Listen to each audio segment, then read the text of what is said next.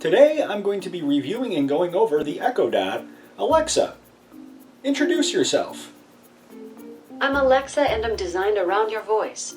You can ask me to play music, answer questions, get the weather and sports scores, create to-do lists, and much more. I originally won this at a raffle, and it's really to make your home a smart home. You can buy little adapters and hook them up to lights, but it's a very good little informational box as well if you just have it next to your desk. It's also very good with timers and alarms if you're cooking something or you want to take a quick nap.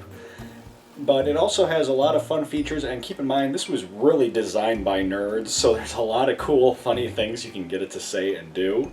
But just some normal functions. Alexa, what is the time? It's 12:45 p.m. Alexa, what is the weather? In Tacoma, it's 50 degrees with mostly cloudy skies.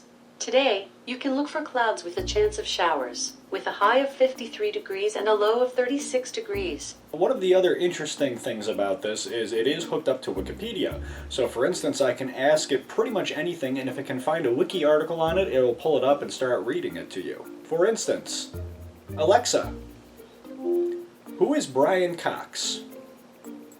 Brian Dennis Cox, CBE, is a Scottish actor who works with the Royal Shakespeare Company, where he gained recognition for his portrayal of King Lear. A couple of other things you can do is basic math problems.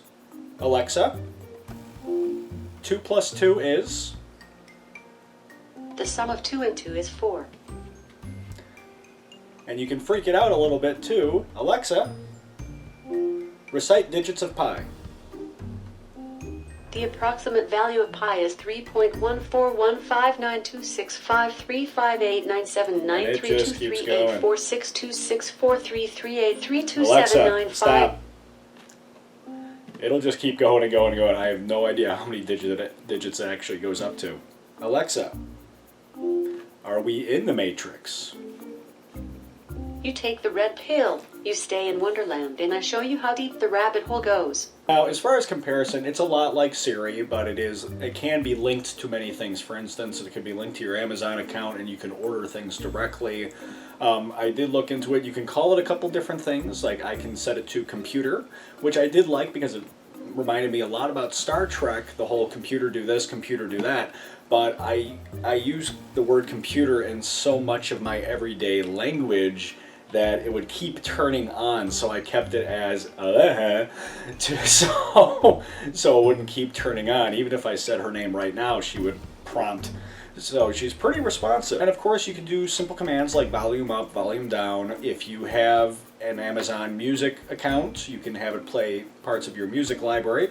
If you don't, you can still set it up as a Bluetooth speaker. It is a little difficult to actually just set it up as a Bluetooth speaker. What I would recommend is if you have a Pandora account and don't mind just playing random channels that you already have, you can always tell it to play those Pandora channels. So for average everyday use, it's kind of fun, it's kind of helpful, but it's not really necessary. I prefer this over doing it on my phone because pulling out your phone, pressing it, and then talking to your phone when you could just type it in. This is right next to you at your desk, and if you think of something and you want to know what it is, you can literally just ask and see if it'll find it immediately. And it especially helps if you're walking around your home and it's nearby, and maybe your phone's in the other room charging. So it is a very convenient little device. It literally looks like a hockey puck. Got 7 microphones in there. Well, for instance, Alexa, do you have a battery? I don't have a battery. Alexa, do you know Gladys? We don't really talk after what happened.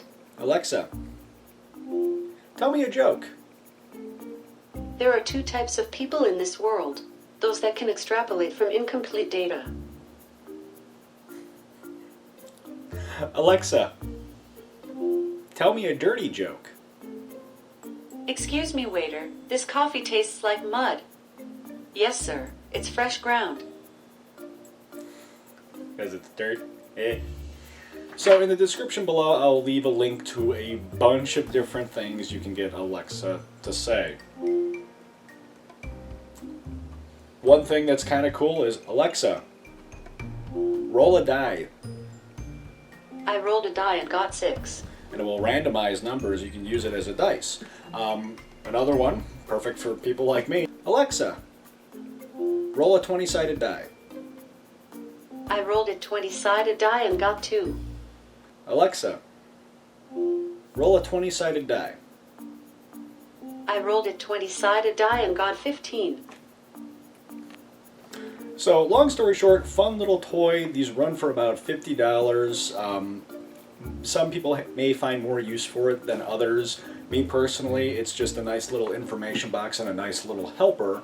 And that's pretty much all I use it for in day-to-day life. I really wish I could configure it to go to YouTube and say a name of a song and it just plays it.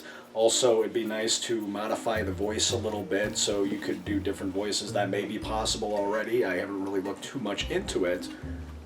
But long story short, I mean, for the price, it's a nice little gadget. I would highly recommend at least trying it out.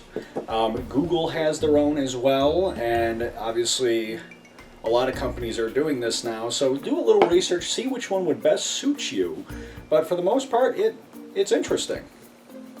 Alexa, can you pass the Turing test? I don't need to pass that. I'm not pretending to be human. Many people argue, hey, this has 7 microphones. The government can listen to me at all times. If you're that worried about that, throw out your tablet, throw out your phone, throw out your laptop. Hey, your phone's on at all times. It has 2 cameras and a microphone, and it can essentially spy on you if they really want to.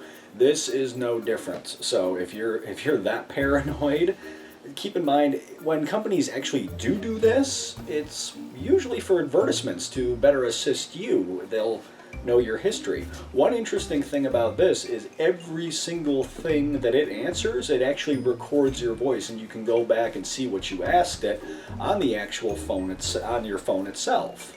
It is connected to my home wireless router or router, depending on what country you're at, and it's fairly simple to set up. Sometimes you have to have it connect and reconnect before it actually establishes the connection between your home equipment, your phone, etc. I hope you enjoyed this little mini review and go over on the Echo Dot. And until next time, have a great one. Alexa, thank you so much.